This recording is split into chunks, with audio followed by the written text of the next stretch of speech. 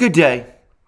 It seems to me that the most important news today in the evolving crisis in and around Ukraine is not so much military, though there are military developments, which I will come to, and it is obviously not Ukraine's win in the Eurovision Song Contest, which I'm not going to discuss, but signals which are now being picked up by Bloomberg and which I think are almost certainly correct, that the European Union is about to capitulate to Russia, to President Putin, on gas for rubles, this being the final decisive, if you like, decision on the topic.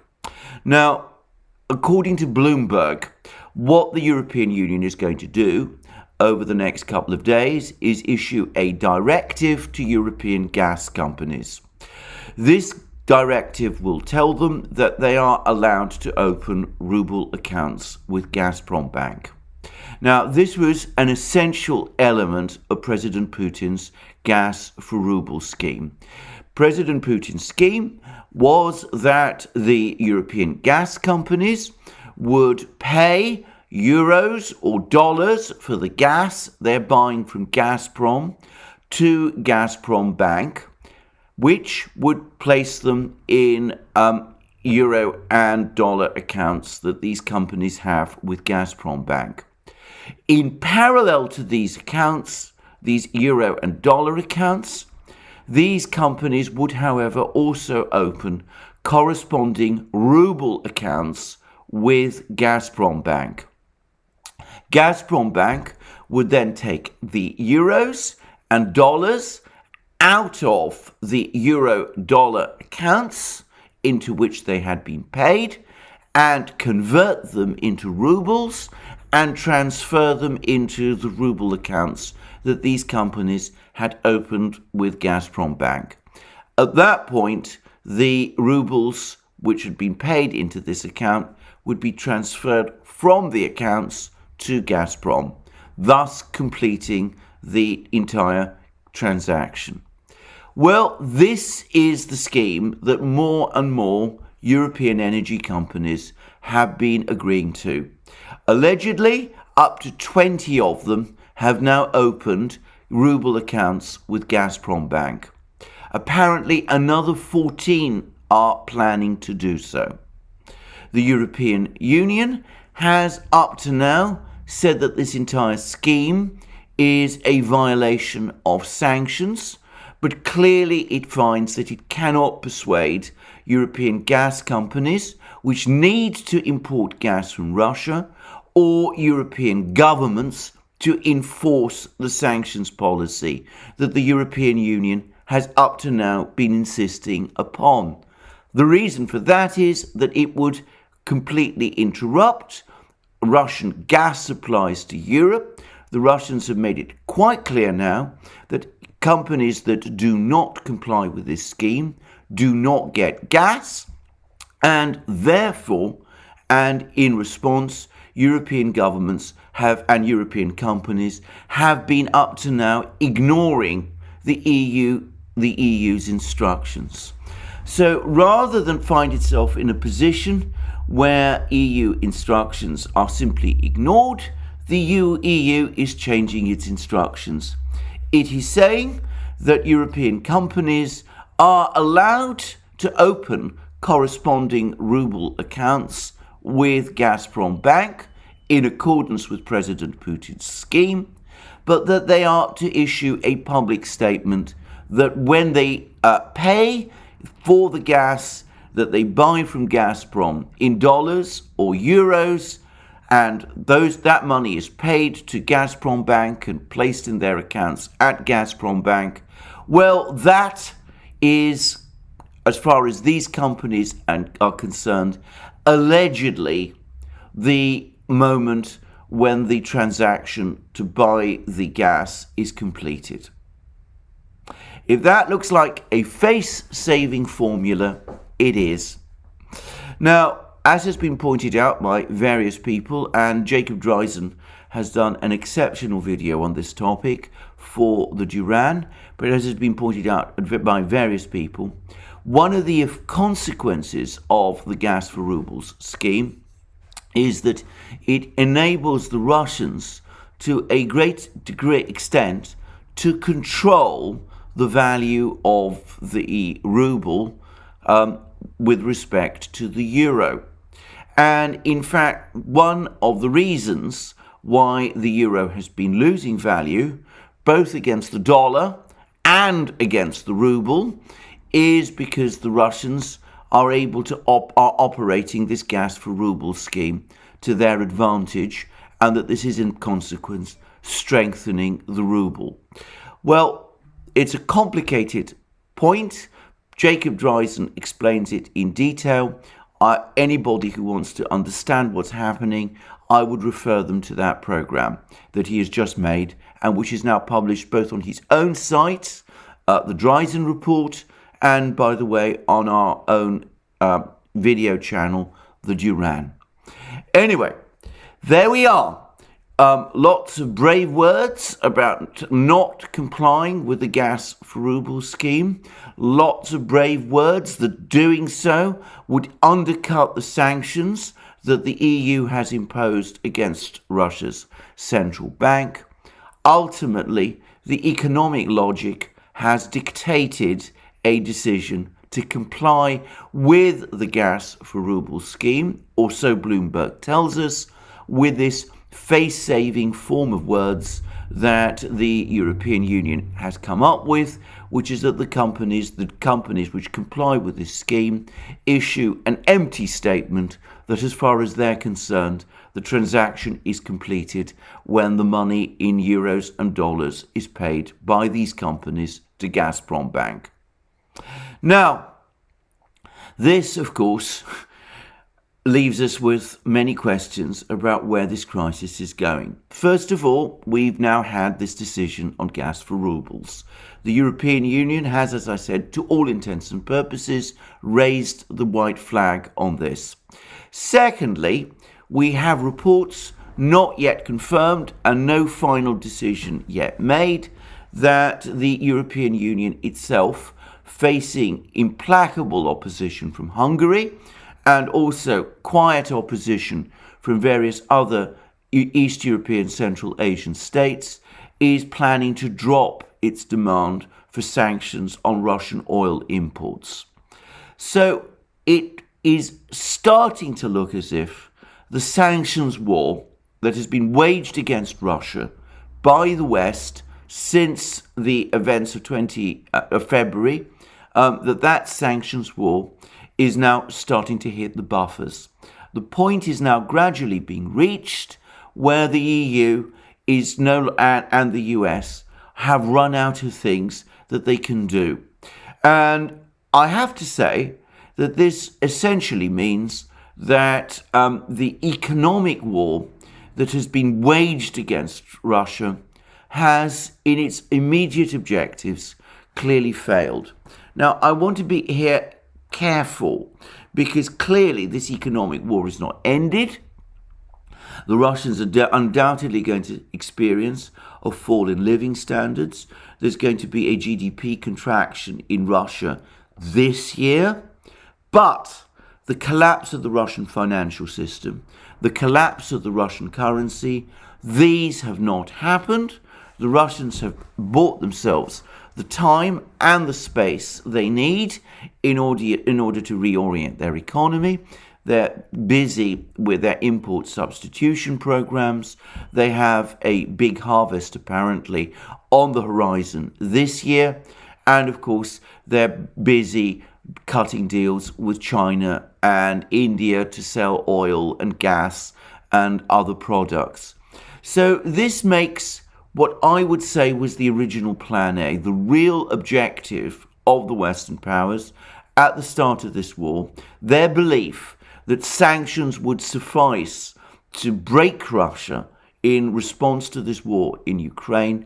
That plan, it looks as if, has failed. Instead, it has been the Russians who have been winning the economic war of attrition. I would add that the attempt to wage the economic war of attrition against Russia, though it has caused a recession there, though it's caused a transitory inflation.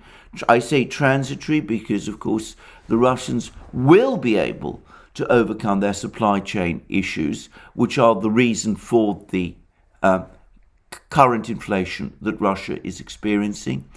That was clearly the plan A. The idea was that if Russia went to war in Ukraine, you would create an economic crisis in Russia, you would create a financial crisis, a budgetary crisis, you'd see the ruble collapse, you'd see hyperinflation, and ultimately the expectation was, and this was barely concealed at the time, at the end of February and the beginning of March, the expectation was that this would eventually lead to regime change. Instead, what is happening is that Russia is steadying and it is winning, as I said, the economic war of attrition against the EU in the sense that it has clearly carved out for itself space that will probably last it for several years in order to find time to reorient its economy, whereas the European economy is now in a inflation crisis, as to a certain extent is the United States as well. And this was clearly not anticipated, and we're now looking at GDP contractions in Europe and the United States, and a worldwide energy crisis and a worldwide food crisis. And of course, people in the United States know about the problems with baby formula there. That may not be directly connected to the Ukrainian crisis, but it is in some respects. But of course, it's a crisis that goes far beyond that. And we see how European leaders and G7 leaders, Western leaders, are now starting to become increasingly alarmed. And Olaf Scholz, as I discussed in my recent programs, telephoned President Putin, desperately looking for ways to ease the food crisis, which is now triggering this global inflation. He's trying apparently to persuade President Putin to release more food, which is really most extraordinary, both from Russia and from Ukraine, and offering, as far as I could see, pretty much nothing in return. And we see now a statement from the G7 about the danger of global famine. I would say that this problem of global famine has been there for some time, and it is in fact actions which the Europeans have been taking which have aggravated it. As was again discussed extensively by Jacob Dreisen last year, the EU was running short of gas at that time because they weren't importing enough gas from Russia, and they were competing with the East Asians for liquefied natural gas. So the result was that there was insufficient gas to convert into chemical fertilizer. And then they made matters worse by sanctioning one of the major producers of one of the byproducts which are essential for producing chemical fertilizer, that company being in Belarus. And of course, they've now extended those sanctions to Russia as well. So there is a critical shortage of chemical fertilizer at the very same time that there are problems in exports of wheat and grain and food from Russia and from Ukraine. And this has, of course, all triggered a global crisis in food supply and in food inflation, which is now, of course, having critical consequences for people in the global south, but which is also affecting increasingly consumers in the developed West. And that, of course, is only one element of what is now going to be a cascading effect with energy shortages, fuel shortages, energy spikes, food spikes, problems with all kinds of other materials, metals, rare earths, what have you.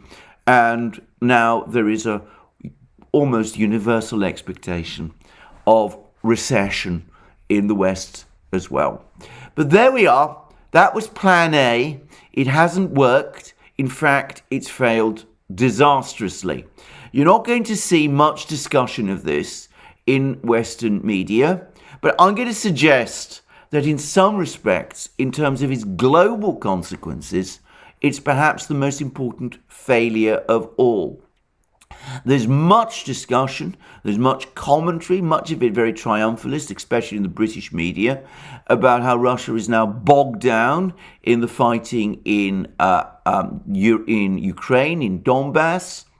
Nobody is making the far more valid point that the West is bogged down in an economic war of attrition with Russia, which has backfired against it disastrously. But there we are. So that was plan A. Now, there was a plan B, and that related to Ukraine itself, and that was the supply of all sorts of weapon systems to Ukraine at the start of the war, which were supposedly going to turn back the Russians. And we saw vast floods of Javelin missiles and Stinger missiles and Panzerfaust 3s and Switchblade drones and Bayraktar drones and every conceivable kind of drone and anti-tank system and and man-pad system that you could possibly imagine. And that was going to turn the tide of the battle against the Russians and would enable the West to achieve this political win that they were widely expecting.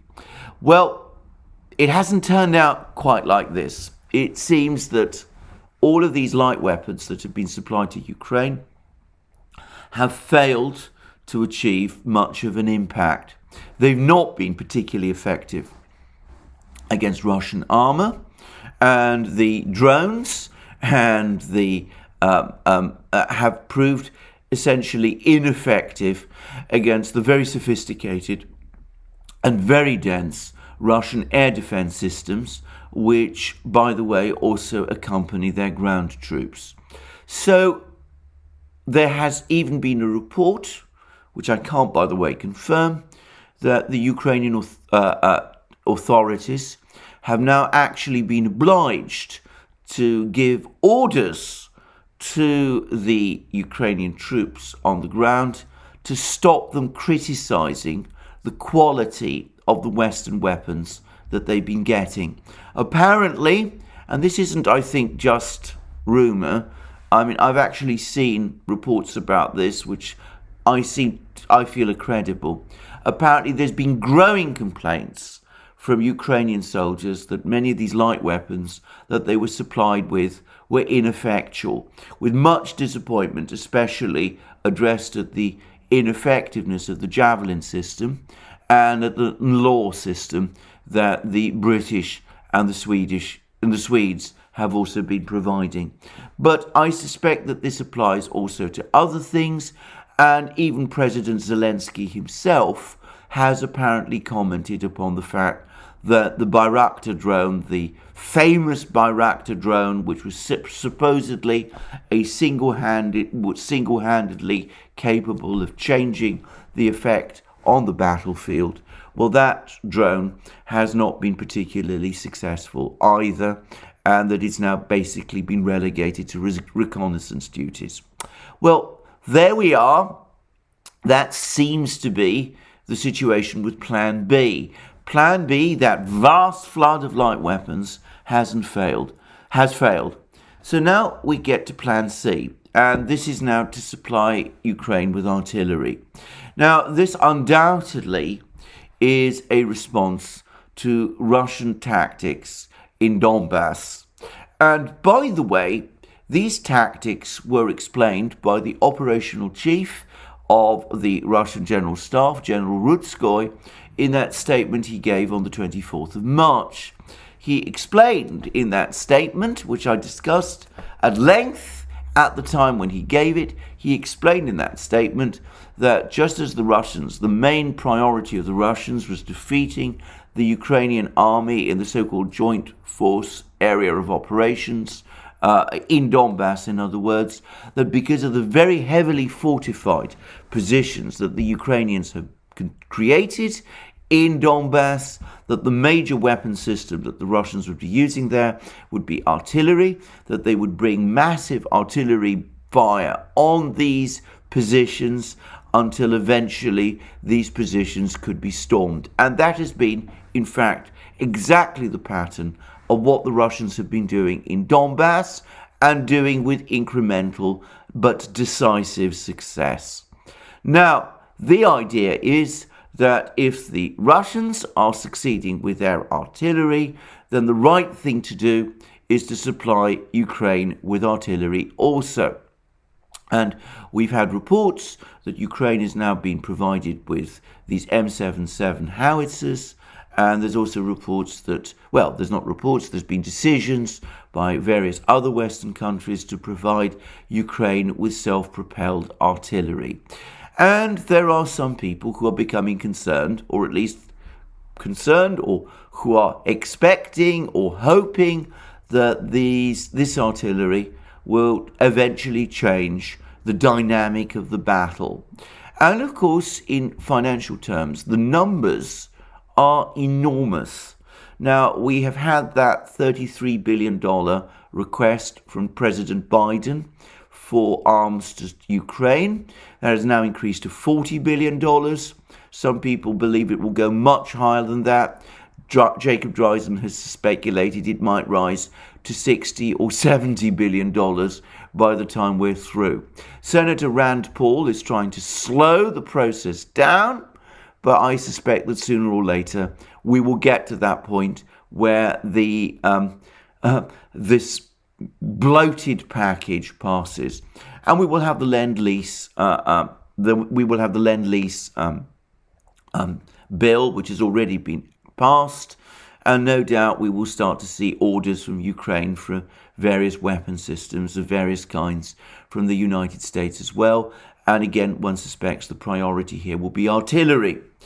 Well, all I will say about this is that, of course, I have to defer always to the military people. I noticed that Scott Ritter, for example, is particularly concerned that with this flood of Western weapons, though he still expects Russia to be able to capture Donbass and perhaps even eventually Odessa, he clearly believes that this flood of Western weapons will enable Ukraine to reconstitute its army in central or western Ukraine to keep fighting unless the Russians change their strategy, unless the Russians increase their commitments to Ukraine, unless they mobilize. Well, Scott Ritter was talking about 1.5 million men.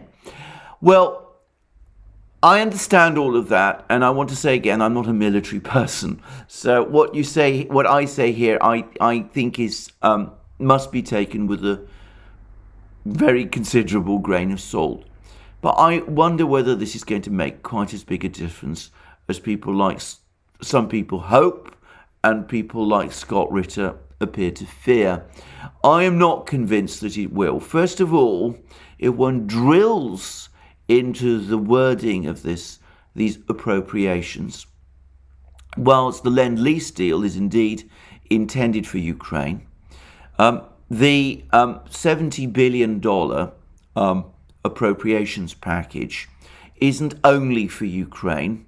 It is also intended to provide help to East European countries that are members of NATO.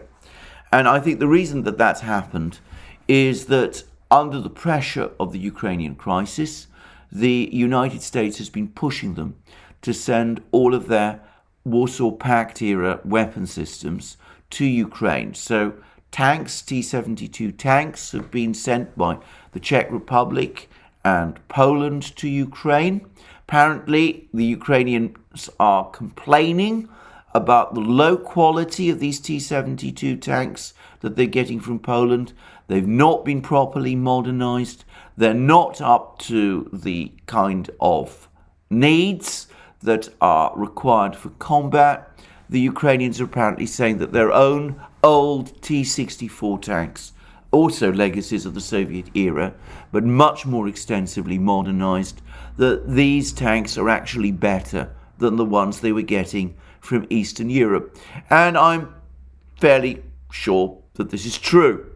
And of course, it wasn't just Poland and the Czech Republic. Slovakia apparently sent its S-300 system. And there have been all sorts of other systems and weapon systems as well. And I suspect that also we're going to see old systems like Gepard anti-tank tanks and perhaps Leopard tanks, old Leopard 1 tanks from Germany, also being supplied to Ukraine. All this old equipment left over from the Cold War, it's all going to be heading east to Ukraine to fight the Russians there. And as I said, the need to replace all of these weapon systems in NATO is now becoming pressing. And I think the $70 billion package is partly to enable these countries to be re-equipped in this kind of way. Note, however, that if I'm right, it will be Uncle Sam that will be writing the checks, just as Uncle Sam will be writing the checks for any weapon systems Ukraine buys from the United States under the Lend-Lease system. Ukraine is going to have to pay for these systems eventually, but until it's able to, it's difficult to see exactly how it can do at least in financial terms. Until that point is reached, it's going to have to be Uncle Sam that actually pays the bill to the US defense complex. So anyway, the first thing to say is $70 billion, assuming that's what it comes to, Lend-Lease, all of this isn't perhaps all earmarked for Ukraine in quite the way that some people imagine. But secondly, or perhaps the further point, is that I'm not actually convinced that these weapon systems, even if they arrive in significant quantities, they're not doing so at the moment, are really going to be enough to match or replace Ukraine's equipment losses. Now, this is a complicated subject because a lot of people are, I think, rightly skeptical of some of the Russian claims about the amount of equipment of Ukraine's that the Russians claim to be knocking out. But there is no doubt at all that Ukraine is losing lots and lots of equipment. And the point about Western systems is that they're expensive and they probably cannot replace the systems that Ukraine is losing one for one. Whereas it seems that the Russians probably can replace their systems one for one. So, and of course the Russians do seem to be losing weapon systems at a much lower rate than Ukraine is. So if this is correct, then the West is going to have to run to stand still. And it may be that he can't keep up with the demands. Just before I appeared on this program, I saw a news flash that apparently there are growing concerns in Canada that the amount of weapon systems that the Trudeau government is sending to Canada is depleting Canadian armed forces stocks. And we're going to start to see this, I suspect, right across the West. I've been looking at the numbers of weapon systems, of these artillery systems in particular, that the West fields. And to be straightforward about it, they don't seem to me to come up to the quantities, even if you were to ship them all, that might be necessary to keep up with the rates of attrition in Donbass, in Ukraine.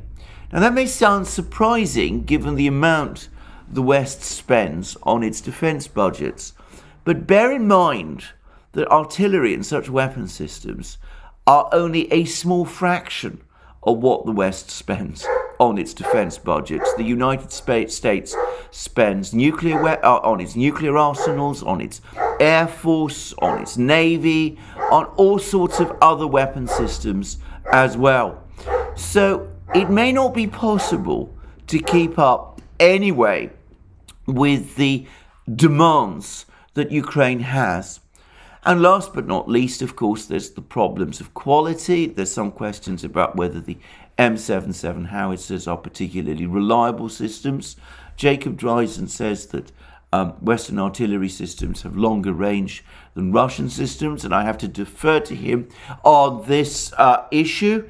But I would say that it does seem to me that some of the very long ranges require special ammunition, which I suspect is also expensive, and the Russians seem to have special ammunition systems of their own. But anyway, I'm not an expert on these matters, and I don't want to get too involved.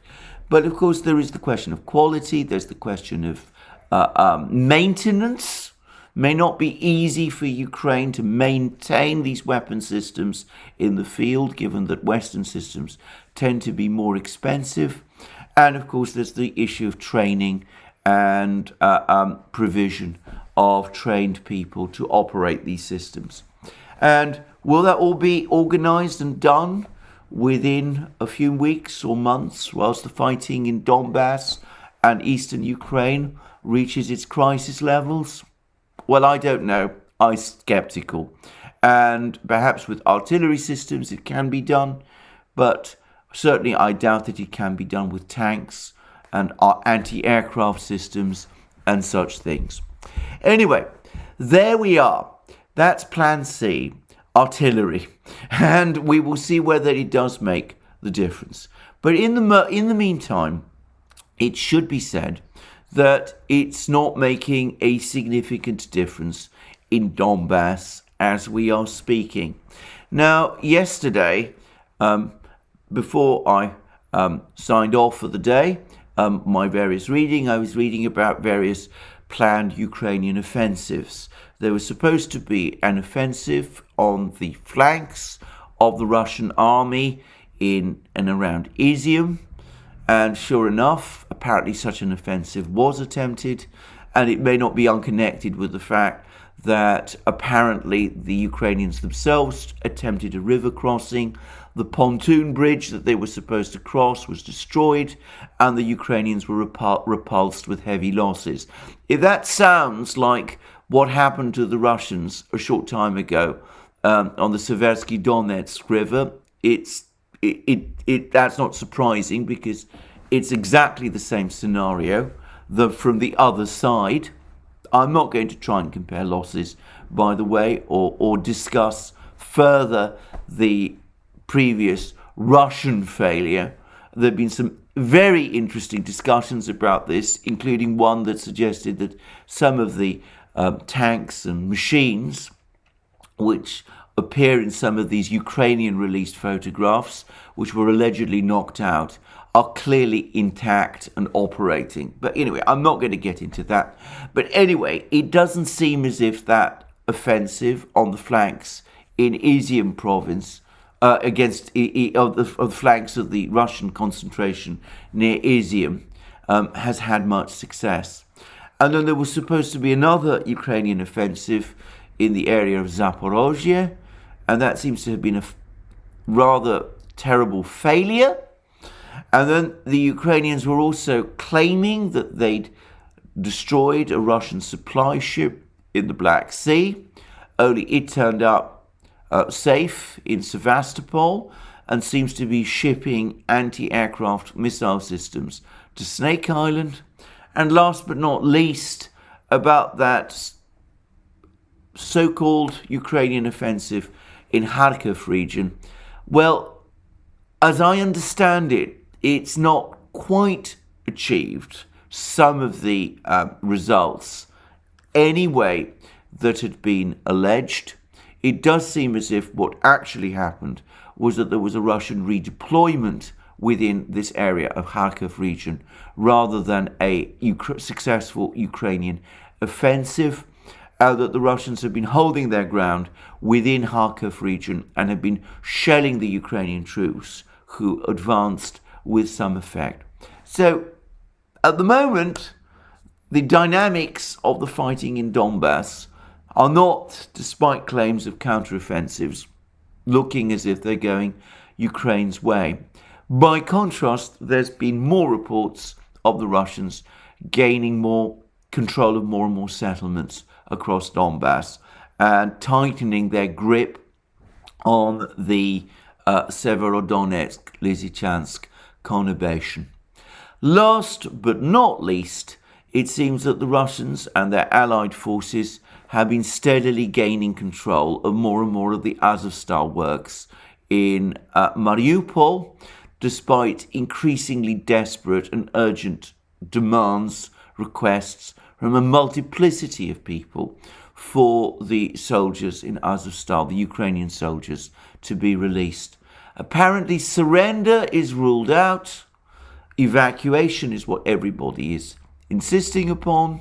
The Russians are refusing evacuation, at least at the present time. They're insisting upon outright surrender, and it looks increasingly as if the Azovstal steelworks is being slow motion stormed. Anyway, that's the summary of the fighting, if you will. I come back to my original point. Plan A, the economic war, has not turned out at all as the West expected. Instead of breaking Russia, they have exacerbated their own inflation crisis, and they're now facing apparently serious recessions at the end of this year. Plan B, flooding Ukraine with light weapons, well, that clearly hasn't worked either. Plan C, supplying Ukraine with artillery and other heavy weapons, well, we will see what the effect of that is. But I repeat again, Ukraine has not been without heavy weapons. It had large amounts of tanks and artillery at the start of this war. What is being sent to Ukraine is being sent to replace what was lost and what is being lost. It's not clear to me that it can do so or that it can change the course of the battle, which for the moment is clearly going against Ukraine. Well, there we are. That's my video for today. I look forward to you joining me again soon for future videos on this channel. Remember, you can find us on other platforms, on Locals and Rumble. And of course, if you're watching our videos on Rumble, if you go to the top of the video and press the red maroon button, that will take you directly to our Locals homepage, where you can see the exclusive content that we publish there, including my live streams, which take place every Wednesday at 1400 hours Eastern Standard Time, and which are, of course, exclusive to Locals. And we're also on other platforms as well. We now have a very successful Telegram channel, for example, but we're also available on platforms like SuperU, the new free speech platform SuperU, and of course on Odyssey and others too. And remember, you can support us via Patreon and Subscribestar, and don't forget to go to our shop and buy the amazing things that you will find there, our magic mugs, our hoodies, our t-shirts, our sweatshirts, and all those great things. And last but not least, if you've liked this video, please remember to tick the like button, and please also check your subscription to this channel. That's me done for today. Thank you for joining me again today. I look forward to you joining me again soon, and have a very good day until then.